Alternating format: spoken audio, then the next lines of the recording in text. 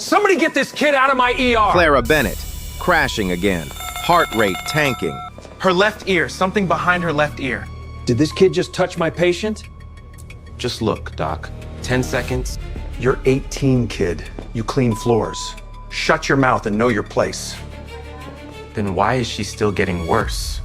After 12 specialists. Ellison looked at his team. Nobody had an answer. Give me 60 seconds. That's all. Ellison grabbed Henry's 60 collar. seconds. You waste my time, I'll make sure you never step foot in any hospital again. Not as a janitor. Not as anything. He let go. Clock's ticking, boy. What happened next, no one in that hospital will ever forget. But we need to go back.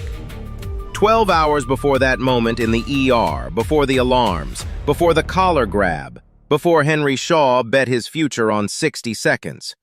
Ridgemont Medical Center, east side of Baltimore. The kind of hospital you end up at when no one else will take you. Cracked parking lot, fluorescent lights that buzz and flicker, waiting room that smells like bleach and old coffee.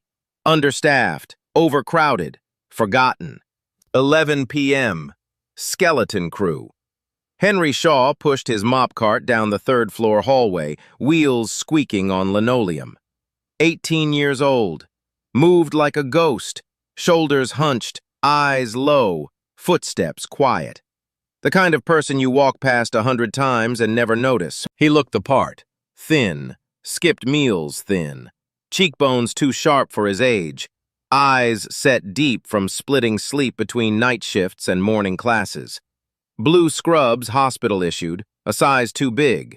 One shoulder sliding down, left sleeve rolled twice. Sneakers cracked and gray, left sole held on with a rubber band. Badge clipped to his chest. Orderly.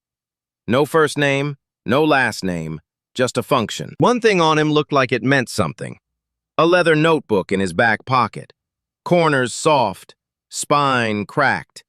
He touched it sometimes without thinking, like it was keeping him alive. His mother, Doris Shaw, worked 3 floors below. Night shift ER nurse. 19 years at Ridgemont. Raised Henry alone in a 1-bedroom 3 blocks away.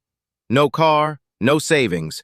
2 bus passes and a life that never changed. Henry grew up in this building. Literally. Homework in the cafeteria. Sleep in break rooms when the heat died. By 12, he could read vitals across the room. By 15, he caught a drug interaction a resident missed. The resident laughed. Nobody wrote it down. Nobody ever wrote anything down when it came from the kid with the mop. 4 years ago, Henry met the man who changed his life, Dr. Eugene Waller. Apartment 4B, right next door. 76, retired, dying slow from Parkinson's, hands shaking too bad to button a shirt. But his mind was something else. 40 years at Johns Hopkins, professor of rare diseases, 200 published papers, 3 generations of diagnosticians trained under him. Then he vanished, left the university, stopped showing up, moved into a Baltimore walk-up next to a 14-year-old who couldn't afford textbooks. Nobody knew where Waller went. He went to apartment 4A, to a kitchen table with a wobbly leg, to a kid who asked better questions than his grad students ever had. 3 nights a week for 4 years. Waller taught Henry everything. Differential diagnosis, pattern recognition, the art of seeing what everyone else missed. Get it wrong, he asked another question. Get it right, he asked a harder one. 6 months ago, Waller died in his sleep. Left Henry one thing, the notebook. 40 years of rare cases, handwritten, margins full of notes no textbook ever published. Henry kept it closer than his own heartbeat. 11:34 p.m., mopping the 3rd floor when the ambulance bay doors slammed open. Clara Bennett, 34, school teacher, single mother. Arrived on a stretcher looking like she hadn't eaten in weeks. Her daughter Lily, 6 years old, walked beside the gurney clutching a stuffed rabbit, not saying a word. Transfer papers thick as a phone book, 2 hospitals, 8 specialists, no diagnosis, fevers, fainting, bruising from nowhere, weight falling off. Every test. Inconclusive. Henry saw Lily standing alone by the vending machine. Eyes red, rabbit pressed to her chest. He walked over, knelt down, handed her a juice box from the break room. "Your mom's gonna be okay." Lily looked up at him, the first person in 3 hospitals who'd spoken directly to her. Then Dr. Grant Ellison walked in. You heard him before you saw him. Leather shoes clicking sharp on linoleum. He rounded the corner like he owned the building. 52. Big, broad shoulders, silver hair slicked back perfect. White coat so crisp it looked ironed twice. Silk tie, Omega watch, Mont Blanc pen, gold engraved badge. Dr. Grant Ellison, M.D., Chief of Internal Medicine. Everything on him screamed, "I matter, I decide." He picked up Clara's file, flipped 2 pages, sighed. Another dump job. Bed 12, low priority. Next. 2 badges passed each other in that hallway. Gold engraved titles and a plastic rectangle with 1 word. Neither man looked at the other. But the distance between them was about to collapse. 2 a.m. The floor was quiet, most patients asleep. Henry pushed his mop cart into room 12, Clara Bennett's room. She was out, breathing shallow, monitors beeping low and steady. Lily was curled up in the chair beside the bed, the stuffed rabbit tucked under her chin. The juice box Henry gave her sat empty on the side table. Henry mopped around the bed, slow, careful, trying not to wake either of them. Then he saw it, a faint dark patch behind Clara's left ear. Not a bruise, not a shadow from the pillow. A discoloration, irregular, brownish, sitting on the skin like it had been there for weeks, maybe months. The kind of thing you'd miss unless you were looking. And nobody had been looking, not there. Henry's mop stopped moving. His grip tightened on the handle. He knew that mark, not from a classroom, not from a lecture, from a kitchen table in apartment 4A, 2 a.m., Waller's shaking hand pointing at a photograph in his notebook. Case from 1998, Johns Hopkins. A woman with the same symptoms, fevers, fainting, bruising, weight loss, and a dark patch behind the ear that every doctor missed for 7 months. Hyperpigmentation, adrenal insufficiency. The body screaming for help through the skin because nobody was listening to the blood. Henry leaned closer. His heart was pounding now. He checked Clara's chart hanging off the bed rail. Vitals, meds, history. The mark wasn't mentioned. Not on any page. Not in any hospital's notes. 3 hospitals, 12 specialists. Nobody had looked behind this woman's ear. He had to tell someone. The nursing station was 20 steps away. Nurse Patricia Owens sat behind the counter, charting. Late 40s, senior nurse, good at her job, careful with her words. "Patricia, the patient in room 12, Clara Bennett. There's a mark behind her left ear, a discoloration. It could be..." Patricia looked up. Then she looked at him. Really looked. At the oversized scrubs, the mop cart behind him, the badge that said orderly. "Henry." Her voice was gentle but firm. "I appreciate that you care, I do, but you cannot be reading patient charts. That's a HIPAA violation. And even if you saw something, Dr. Ellison doesn't take suggestions from..." She paused, chose her next words carefully. "From support staff." Henry heard what she didn't say. Not from an orderly, not from someone without a degree, not from you. He nodded, walked away, but he didn't let it go. 7 a.m. Shift change. Ellison was doing morning rounds with 2 residents trailing behind him like ducklings in white coats. Henry waited near the supply closet until they reached the 3rd floor. Then he stepped out. "Dr. Ellison, I noticed something on the patient in room 12, a mark behind her ear that might be relevant to..." Ellison stopped walking. Not because he was interested, because he was annoyed. He turned around, looked at Henry, top to bottom, the worn sneakers, the rubber-banded sole, the 2 big scrubs, the plastic badge. Then back up to Henry's face. "And your medical degree is from where, exactly?" "I don't have one, sir. I'm an orderly. But the mark behind her ear looks like..." "You're an orderly." Ellison repeated it like he was explaining something to a child. "You push a mop. You take out trash. That's what you do here."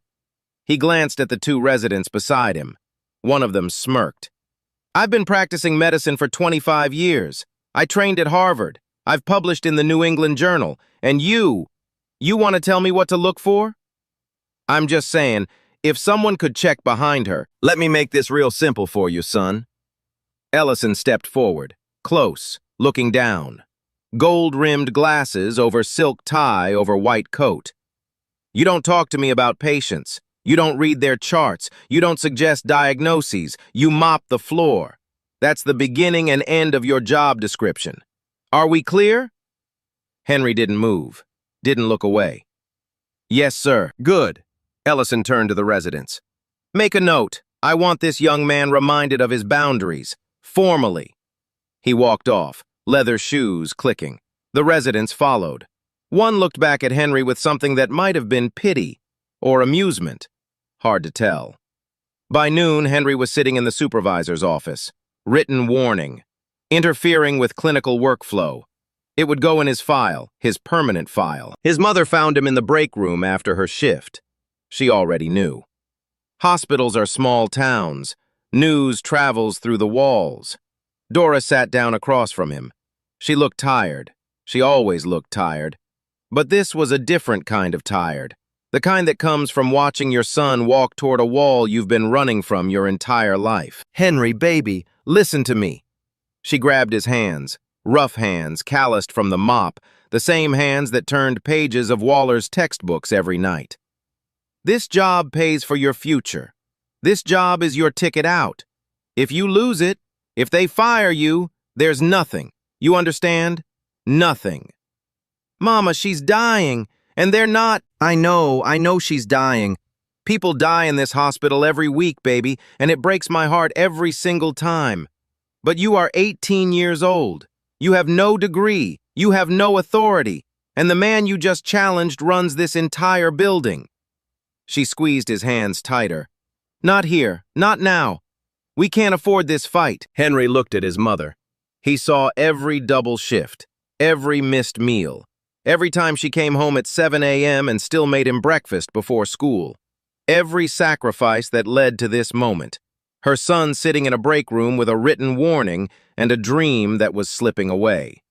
He nodded, said nothing. But upstairs, in room 12, Clara Bennett's hands had started trembling, a new symptom.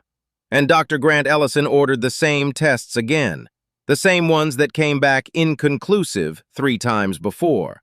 He was already talking about palliative transfer, moving her somewhere to die comfortably instead of finding out why she was dying at all. Clara heard him say it through the curtain. She didn't scream. She didn't argue. She just turned her face to the wall and cried without sound. And Lily, 6 years old, sitting in that same chair, picked up a crayon and started drawing. She drew her mother, standing up, smiling, with 2 big wings on her back. Angel wings. Because in her mind, that's where Mommy was going. Henry didn't go home after his shift. He went to his locker. The break room was empty. Just the hum of the vending machine and the flicker of a fluorescent tube that had been dying for weeks. He sat on the bench, still in his scrubs, still smelling like floor cleaner. Pulled the leather notebook from his back pocket and set it on his knees. The cover was soft from years of handling. Waller's initials were pressed into the bottom right corner. E.F.W., barely visible anymore. Henry opened it the way some people open a Bible. Careful, reverent, like the answers were already inside if you knew where to look. He flipped past cases he'd memorized, past the margins full of Waller's shaking handwriting, notes that got harder to read as the Parkinsons took more of the old man's hands. Page 212, a case from 1998, Johns Hopkins, female patient, 31, presenting symptoms, recurring low-grade fevers, unexplained syncope, bruising without trauma, rapid weight loss over 4 months. Every standard panel, inconclusive. 3 departments reviewed the case. None of them found it. Then Waller examined her himself, and he found a patch of hyperpigmentation behind her left ear. The diagnosis: Addisonian crisis secondary to bilateral adrenal hemorrhage. The adrenal glands, 2 small organs sitting on top of the kidneys, had been slowly bleeding internally. They stopped producing cortisol. Without cortisol, the body can't regulate blood pressure, blood sugar, immune response. Everything starts shutting down. But the symptoms mimic a dozen other diseases, so nobody catches it. Not unless you look at the skin. The hyperpigmentation, the dark patch, happens because when cortisol drops, the brain floods the body with ACTH, a hormone that tries to force the adrenals to work harder. A side effect of excess ACTH is melanin production. The skin darkens. It shows up in places most doctors never check: behind the ears, inside the mouth, along the knuckles. On lighter skin, the change is so subtle most people walk right past it. Waller's note in the margin, written in a hand that was still steady back in '98, everyone looked at the blood. Nobody looked at the skin. Henry stared at those words. He'd read them maybe 100 times, but tonight they hit different. Because tonight, he'd seen the same patch, on the same spot, on a woman who was running out of time. He closed the notebook, pressed his palms flat on the cover. His hands were shaking, not from Parkinson's, but from something worse: certainty. The kind of certainty that comes when you know the answer, but nobody will let you say it. He knew what Clara Bennett had. He was almost sure of it. A $45 blood test could confirm it. A cortisol level check and an ACTH stimulation test, neither of which had been ordered at any of the 3 hospitals because adrenal insufficiency was never on anyone's differential. Why would it be? The symptoms pointed everywhere else. But Henry also knew what would happen if he pushed this. The written warning was already in his file. One more incident, and he was out. No job, no income, no shot at the pre-med program he'd been saving for since he was 16. His mother's face in the break room, that look of fear disguised as love, was still burning behind his eyes. And then he thought about Lily, 6 years old, drawing angel wings on her mother. Henry stood up, put the notebook back in his pocket, made a decision. He wasn't going back to Ellison. That door was shut, bolted, welded closed. But there was another door. Dr. Sandra Voss, attending physician, night shift, mid-30s. Henry had watched her for months. The way she talked to nurses, the way she listened before she spoke, the way she never interrupted anyone mid-sentence. She wasn't political. She wasn't trying to climb. She was just trying to do her job. He found her at the 4th floor nursing station, finishing notes on a tablet. He didn't walk up with a diagnosis. He walked up with a question. Dr. Voss, if a patient with recurring fevers, syncope, unexplained bruising, and rapid weight loss also had unusual hyperpigmentation behind her ear, would that change the differential? Voss stopped typing, looked at him, not at his badge, not at his scrubs, at him. What kind of hyperpigmentation? Henry described it. Clinical, precise, using terminology that didn't belong in the mouth of a kid who mopped floors. Voss's eyes narrowed. Not with suspicion, with recognition. She knew those words. She just didn't expect to hear them from him. Who are you? Henry looked at her. I'm the kid who cleans your floor. A beat. But I read a lot. Voss didn't laugh. She didn't call security. She set her tablet down and said 5 words that changed everything. Show me what you found. They went to room 12 together. It was past midnight. The hallway was empty. Voss walked ahead, white coat, stethoscope, clipboard. Henry followed 3 steps behind, mop cart left at the nursing station, notebook in hand. If anyone saw them, it would look like a doctor doing a late check with an orderly tagging along. Nothing unusual. Nothing worth reporting. Clara was asleep. Lily, too, still curled in the chair, rabbit under her chin. Voss moved quietly to the left side of the bed. She tilted Clara's head gently and looked behind her left ear. The patch was there, faint, brownish, irregular at the edges. The kind of thing you'd never notice unless someone told you exactly where to look. On Clara's fair skin, it could have been mistaken for a shadow, a smudge, a nothing. But it wasn't a nothing. Voss stared at it for a long time. Then she straightened up, looked at Henry. Didn't say a word for about 10 seconds, which in a quiet hospital room at midnight feels like a year. How long have you known about this? Since 2 a.m. last night, when I was mopping her room. And you told Ellison? I tried. He wrote me up for it. Voss exhaled, slow, like she was doing math in her head. Medical math and political math at the same time. Then she pulled out her tablet and started typing. I'm ordering a cortisol level and an ACTH stimulation test. If you're right, if this is what I think you're suggesting, those results will show it. Henry felt his chest unlock. First time in 24 hours he could breathe. Thank you. Don't thank me yet. She was right. 8:15 a.m. Ellison walked into the third-floor nursing station with his coffee and his residence and his gold-engraved badge, and the first thing he saw on the screen was a new lab order under Clara Bennett's name. Cortisol. A CTTH stim. Ordered by Dr. S. Voss. 2 tests that had no business being there according to his differential. His coffee cup hit the counter hard enough to slosh. Who authorized this? The charge nurse pointed at the screen. Dr. Voss, overnight. Ellison found Voss in the staff lounge 9 minutes later. He didn't knock. He walked in, tablet in hand, and stood over her like a man delivering a verdict. Sandra, what the hell is this? Voss stood up. She was a foot shorter than him. Didn't matter. I examined the patient last night. Found a hyperpigmentation pattern behind her left ear consistent with... Consistent with what, Addison's? He almost laughed. That woman has been seen by 12 board-certified specialists. She's been through 3 hospitals. Not one of them, not one, put adrenal insufficiency on the differential. And you want to run a cortisol panel because of a skin mark? Because of a clinical finding that nobody documented, yes. Based on what? A hunch? Or did that janitor kid put this in your head? Voss didn't flinch. It doesn't matter where the observation came from. What matters is whether it's valid.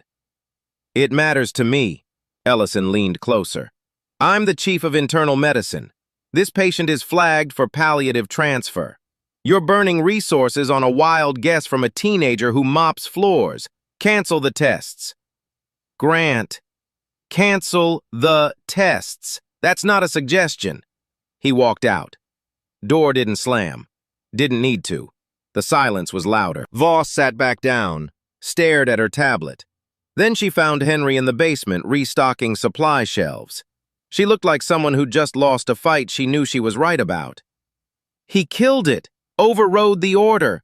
I'm sorry, Henry, I tried. Henry put down the box of gloves he was holding, slowly, like he was setting down something much heavier. What if she crashes again? Then they'll run the same code, same drugs, same protocol, same result. And she'll die. Voss didn't answer. She didn't need to. That night, Clara coded for the 4th time. Her heart rate dropped to 32. The crash team brought her back, but it took 11 minutes. 11 minutes of chest compressions and adrenaline and shouting and machines screaming. When it was over, one of the residents leaned against the wall and said what everyone was thinking. We're just watching her die in slow motion. Henry heard about it from his mother. Doris came up to the 3rd floor on her break, eyes red, hands still shaking from the code she'd just assisted with downstairs. She didn't say much, just hugged him, held on tight, like she was trying to keep him from doing what she already knew he was going to do. Henry waited until 2 a.m., when the hallway was empty, when Lily was asleep in her chair and Clara was barely conscious, eyes half open, staring at the ceiling like she'd already started leaving. He pulled a chair next to her bed, sat down. Not as an orderly, not as anything with a title, just as a person. Ma'am, my name is Henry. I work here. I clean the floors. I know that doesn't mean much, but I think I know what's wrong with you. Clara turned her head, slowly. She looked at him with eyes that had stopped expecting anything from anyone in a white coat. I think your body stopped making something it needs to survive, something called cortisol, and I think the proof is right here. He held up a small hand mirror, borrowed from the nurse's station, and angled it so she could see behind her own ear. That dark spot, that's your body trying to tell everyone what's wrong, but nobody looked. Clara stared at the mirror, then at Henry. Her lips cracked when she spoke. Why won't the doctors listen to you? Because I'm not one. Not yet. A long silence. The monitor beeped steady. Lily shifted in her chair, murmured something in her sleep. Clara reached out and grabbed Henry's hand. Tight. Her grip was weak. She didn't have much left, but her eyes weren't weak at all. Then make them listen. The next morning, Clara Bennett did something no one expected. She called the nursing station and made a formal request, as a conscious, competent patient exercising her legal right to informed care. She wanted the cortisol test, the one Dr. Voss had ordered, the one Dr. Ellison had killed. Patient autonomy. It's written into federal law. A conscious patient can request a specific test if an attending physician agrees to support it. Voss signed the order within the hour. Ellison was furious. But overriding a patient's informed request, with her chart showing 4 code blues and no diagnosis, would mean lawyers, review boards, headlines. He didn't block it. He didn't have to say yes. He just had to stop saying no. The blood was drawn at 9 a.m. Clara watched the needle go in. Henry watched from the hallway through the window, mop in hand, badge on chest, notebook in pocket. Now all they could do was wait. And somewhere in a lab 3 floors below, a $45 blood test was about to prove what 12 specialists, 3 hospitals, and 1 chief of medicine couldn't. 6 a.m. The lab results hit the system like a grenade. Cortisol level, 1.2 micrograms per deciliter. Normal range, 10 to 20. Clara Bennett's body was running on fumes, producing almost no cortisol at all. ACTH level, 894 picograms per milliliter. Normal, under 46. Her brain was screaming at her adrenal glands to work, flooding the signal, over and over and over, and getting nothing back. Because the glands weren't underperforming, they were hemorrhaging, bleeding internally, shutting down. Textbook Addisonian crisis. Secondary to bilateral adrenal hemorrhage. The diagnosis that 3 hospitals missed, that 12 specialists overlooked, that 1 chief of medicine dismissed as a janitor's fantasy. Confirmed by a blood test that cost $45. Dr. Sandra Voss was the first to see the results. She was standing at the nursing station when the numbers loaded on her screen. She didn't move for about 15 seconds, just stared. Then she printed the page, walked down the hallway, and stepped into Dr. Grant Ellison's office. She didn't knock. She put the printout on his desk. Didn't say a word, just set it down and stood there. Ellison picked it up, read it. Read it again. His jaw tightened. The Mont Blanc pen in his coat pocket suddenly looked very small. Where did this order come from? From the patient, supported by me. Based on a suggestion from the janitor. Based on a clinical finding that was present on the patient's body for months. That nobody, including you, bothered to check. Ellison set the paper down, slowly. Like it weighed more than it should. Word got out fast. Hospitals are small towns. By 7 a.m., every nurse on the 3rd floor knew. By 8, the residents were whispering in the hallways. By 9, even the cafeteria staff had heard some version of the story. The orderly, the kid with the mop, he diagnosed what nobody else could. But nobody knew how. Not yet. Voss found Henry in the basement. He was folding linens. She walked up to him and said, "You were right. Cortisol is on the floor. A CTH through the roof. It's Addison's." Henry stopped folding. His hands went still. He didn't celebrate. He didn't say, "I told you so." He just exhaled. Long, slow, shaky, like he'd been holding his breath for 2 days. "How did you know?" He reached into his back pocket and pulled out the notebook, set it on the linen cart. Opened it to page 212, the 1998 case. Waller's handwriting, shaky at the margins where the Parkinsons had started creeping in, but still legible, still precise. Voss read the case, read the notes, read the name at the top of the page. Dr. Eugene F. Waller, Professor Emeritus, Rare Disease Division, Johns Hopkins School of Medicine. She looked up.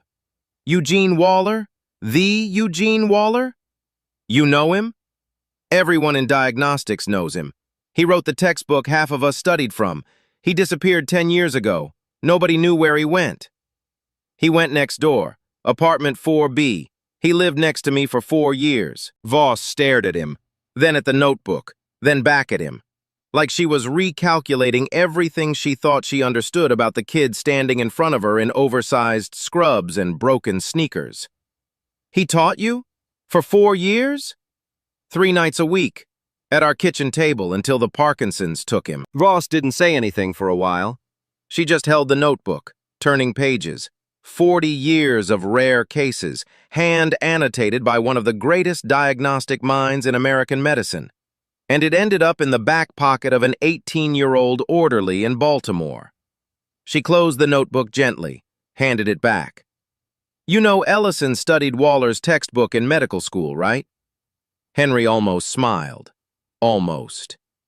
Yeah, I know. The man who wrote the book that taught Ellison how to diagnose spent his last 4 years teaching the kid Ellison told to shut up and mop. By 10 a.m., Ellison had demanded to see the notebook himself. He sat at his desk, white coat, silk tie, Omega watch, Mont Blanc pen, and held a cracked leather journal filled with the handwriting of the professor he'd worshipped in med school. The man whose lectures he'd recorded, whose papers he'd cited in his own research. And he'd spent his final years in a walk-up apartment teaching a black kid from the projects everything he knew. Ellison closed the notebook, set it down on his desk between the Mont Blanc and the coffee cup. 2 worlds sitting next to each other on the same surface. He looked up at Voss, who was standing in the doorway. A lucky guess from a dead man's notes is not medicine. But his voice cracked on the word medicine, and everybody in that room heard it. The diagnosis was confirmed, but Clara Bennett was not saved. Not yet, not even close. She'd been in crisis too long. Days, maybe weeks.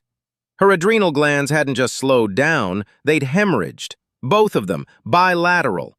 The organs that produce cortisol, the hormone that keeps your blood pressure stable, your blood sugar balanced, your immune system running. Those organs were bleeding internally. Dying. And they'd been dying while 12 specialists ran the wrong tests and argued about the wrong diagnoses. The treatment protocol was straightforward. IV hydrocortisone, fluid resuscitation, close monitoring, stabilize the cortisol levels, let the body catch up. They started the drip at 11 a.m., standard dose, by the book, textbook medicine from textbook doctors. For about 2 hours, it looked like it was working. Clara's color improved. Her blood pressure ticked up. The nurses started breathing again. Even Ellison, watching from his office through the glass, uncrossed his arms for the first time in days. Then it went wrong. 1:47 p.m. Clara's body jerked, hard. Her back arched off the bed, her arms locked straight, eyes rolled back. The monitors exploded. Alarms, codes, numbers crashing in every direction. Hyponatremic seizure. Her sodium levels had bottomed out. The crisis that had been building for days finally broke through, and it broke through violently. Code blue. Again. The 5th one. The crash team hit the room in under 90 seconds. Ellison was there in 2 minutes, white coat flying, shouting orders before he cleared the doorway. Standard seizure protocol. Benzodiazepines, airway management, fluid bolus. The seizure stopped, but nothing else got better. Clara's blood pressure dropped, kept dropping. 80/50, 70/40, 60/30.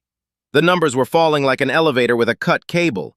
Ellison ordered vasopressors, maximum dose, no response. He ordered a second line, no response. He stood at the foot of Clara's bed, surrounded by 6 people in scrubs, and for the first time in 25 years of practice, he had nothing.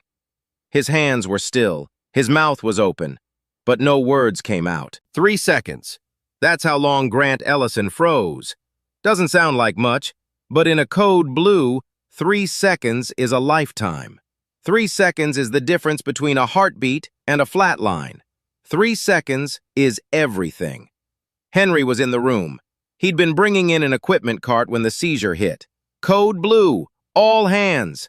Nobody told him to leave. Nobody even noticed him. He was standing by the wall next to the crash cart watching. But he wasn't watching Clara's face. He wasn't watching the monitors. He was watching the IV drip, the hydrocortisone bag, standard dose, 25 milligrams every 8 hours. The same dose they'd been giving since 11 a.m., the dose that should have been working. And then it clicked. Henry had read this case. Not in a textbook, not in a classroom.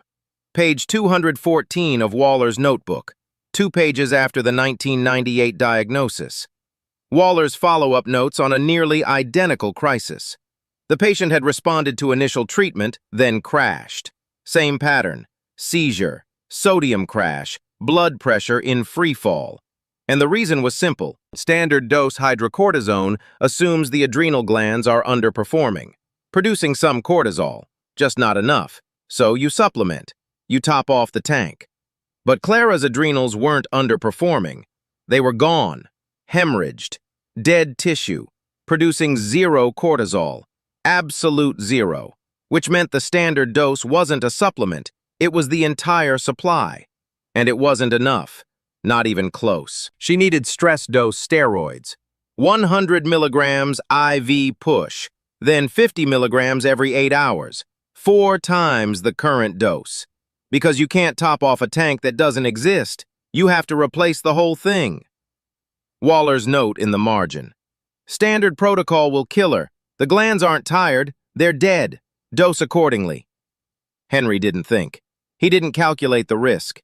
He didn't weigh his job against his future, against his mother's face in the break room. He just opened his mouth. The dose is wrong. Every head in the room turned. The hydrocortisone. It's too low. She needs stress dose. 100 milligrams IV push, then 50 every 8 hours. Her adrenals aren't slow, they're gone. They're producing nothing. Standard dose won't touch this. Ellison came back to life. His face went from blank to red in about half a second. He spun around, saw Henry against the wall, thin, oversized scrubs, mop cart beside him, and something in him snapped. Are you kidding me? Get him out! Security! Get this kid out of my room right now! Dr. Ellison, Voss stepped forward from the other side of the bed. He was right about the diagnosis. He was right about the cortisol. Listen to him. He is not a doctor. Neither were we. 3 hospitals couldn't do what he did with a notebook and a hand mirror. I don't care if he cured cancer in his bathroom. He's an 18-year-old janitor. He doesn't get to call doses in my ER. The monitor beeped. Slower, slower. Clara's blood pressure, 58/28. Nurse Patricia Owens, the same nurse who'd brushed Henry off at the nursing station 2 nights ago, looked at the screen, looked at Ellison, looked at Henry, and said what nobody else would. Dr. Ellison, her pressure is 58/28.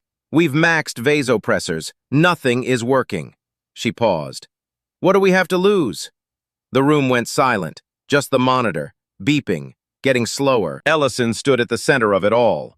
White coat, silk tie, Omega watch ticking on his wrist, gold badge, Mont Blanc pen. 25 years of training. 25 years of being the smartest person in every room he walked into. 25 years of never once taking orders from someone without MD after their name. And across from him, a kid in scrubs that didn't fit, sneakers held together with a rubber band, a badge with no name, a dead man's notebook pressed against a crash cart. Everything on Ellison's body said he was the authority, but the monitor said he was out of answers. He looked at the Omega on his wrist. Ticking, steady, expensive, useless. He looked at the Mont Blanc in his pocket, the pen that signed 100 prescriptions a week. Couldn't sign a way out of this. He looked at his white coat, the coat that opened every door in this building for 25 years. And right now it couldn't keep one woman alive. 5 seconds. The longest 5 seconds of Grant Ellison's career. His eyes moved from the monitor to Henry, to the notebook, to Voss, to Patricia, to the blood pressure dropping another point, 56/26. He closed his eyes, swallowed something that tasted like 25 years of pride. Give the stress dose. 3 words, barely above a whisper. But every person in that room heard them like thunder. The nurse didn't hesitate. 100 milligrams hydrocortisone, IV push, straight into the line. Henry stepped back against the wall. His legs were shaking. His hands were shaking. Everything was shaking. 30 seconds. Nothing. A minute. Clara's blood pressure. 58/29. Up 1 point. Could be noise. Could be nothing. 90 seconds. 62/31. 2 minutes. 68/35. The room started breathing again. 3 minutes. 74/39. The color was coming back to Clara's face. Her fingers twitched. Her breathing deepened. 5 minutes. 82/48. The seizure activity on the EEG flatlined. Normal rhythm restored. Blood pressure climbing. Sodium stabilizing. The alarms went quiet, one by one, like someone turning off lights in a building after everyone's gone home. Clara opened her eyes. The first thing she saw was Lily's drawing taped to the bed rail. Angel wings, crayon, crooked, beautiful. She whispered, barely a sound, barely a breath. "I'm still here." Lily woke up in the chair, saw her mother's eyes open, didn't say anything, just climbed onto the bed, careful of the wires, pressed her face into Clara's shoulder, and held on like she'd never let go. Henry slid down the wall. His legs gave out completely. He sat on the floor of the ICU, scrubs too big, sneakers falling apart, notebook pressing into his back, and put his face in his hands. His shoulders shook. No sound, just shaking. The kind of crying you do when you've been holding everything so tight for so long that your body doesn't know how to let go quietly. A shadow fell across him. He looked up. His mother, Doris Shaw, standing in the doorway in her ER scrubs, same cheap fabric, same no-name badge, same tired eyes. She'd heard the code from 3 floors down and ran up the stairs because the elevator was too slow. She looked at her son on the floor, looked at the doctors and nurses standing around him, every single one of them staring at him like they were seeing him for the first time in their lives. She didn't understand the medicine yet, not the cortisol, not the adrenals, not the dosing. But she understood his face, the way only a mother can. Her boy had done something no one in that building believed he could. And he did it in borrowed scrubs, broken shoes, and a dead man's notebook. Clara Bennett stabilized within 48 hours. Once the stress dose hydrocortisone hit her system, her body responded like a machine that had been running on empty finally getting fuel. Blood pressure held steady. Sodium levels climbed back to normal range. The fevers stopped. The fainting stopped. The bruising, which had terrified her for 5 months, began to fade. The final diagnosis, written in black ink on her chart for the first time since she'd walked into a hospital 5 months ago, bilateral adrenal hemorrhage causing acute Addisonian crisis, secondary to an undetected autoimmune condition. Her adrenal glands had been destroying themselves from the inside, slowly, quietly, while every doctor at every hospital chased the symptoms instead of the source. The answer had been sitting on her skin the entire time, a dark patch behind her left ear. Hyperpigmentation caused by excess ACTH flooding a body that couldn't produce cortisol anymore. It was in the textbooks. It was in Waller's notebook. It was visible to anyone who bothered to look.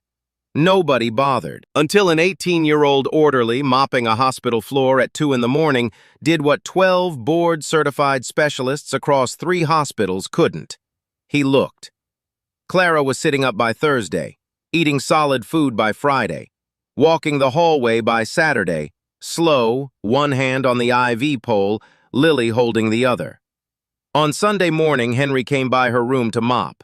Routine. Same shift, same scrubs, same badge.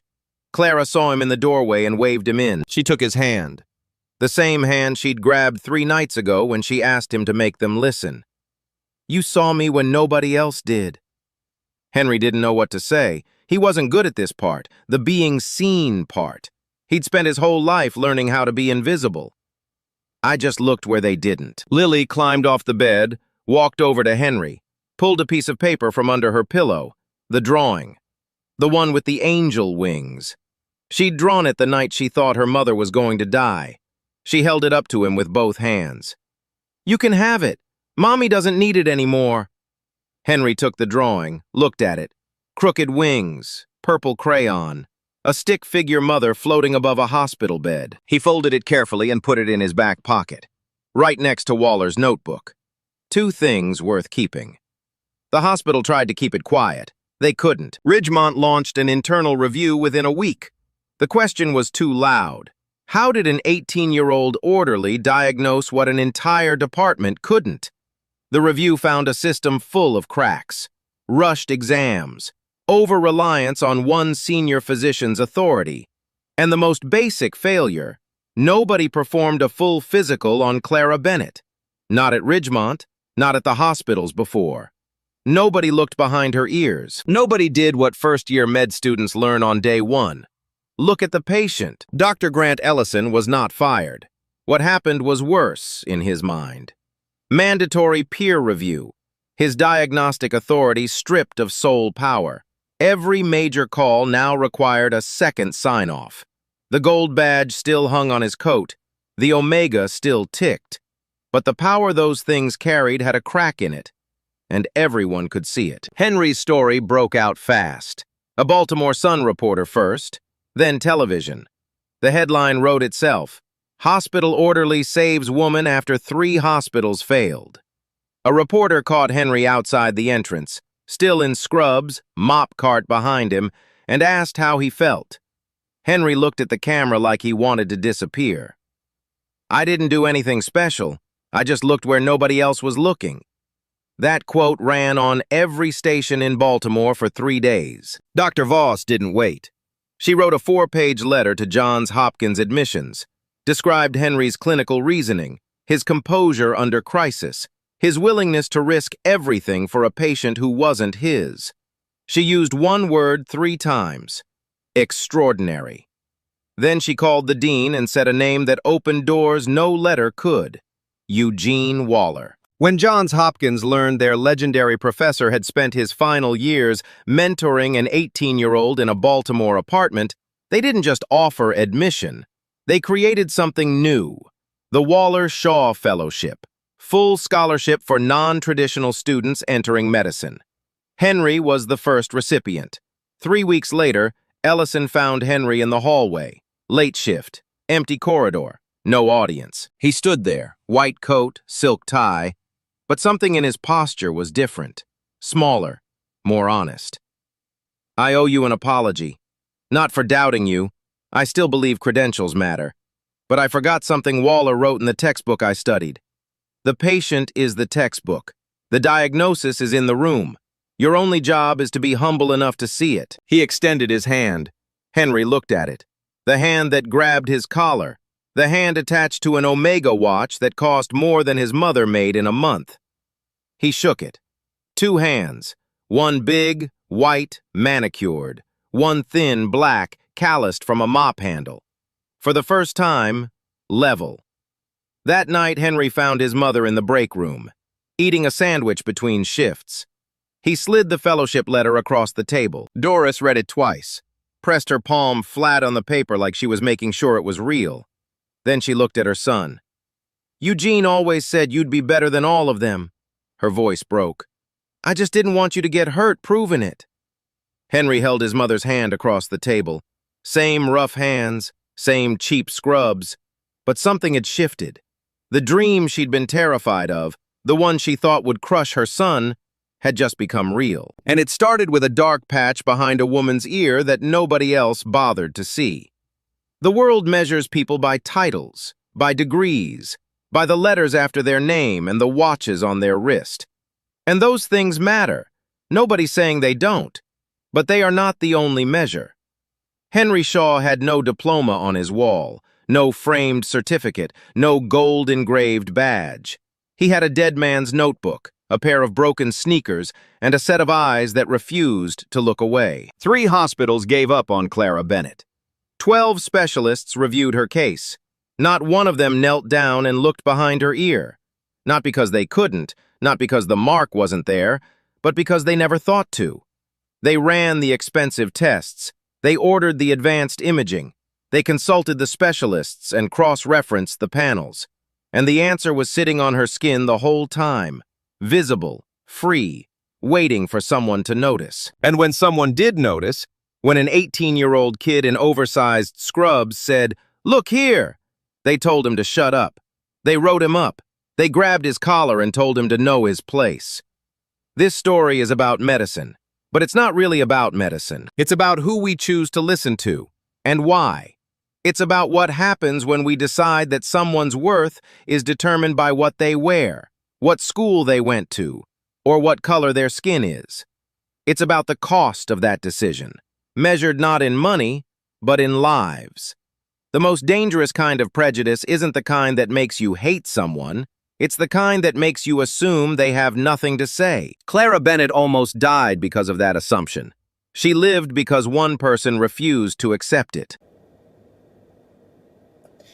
A $45 blood test. That's all it took to save Clara Bennett after 3 hospitals and 12 specialists couldn't. Henry Starr didn't have a degree, didn't have a title. He had a mop, a pair of broken sneakers, and a dead man's notebook.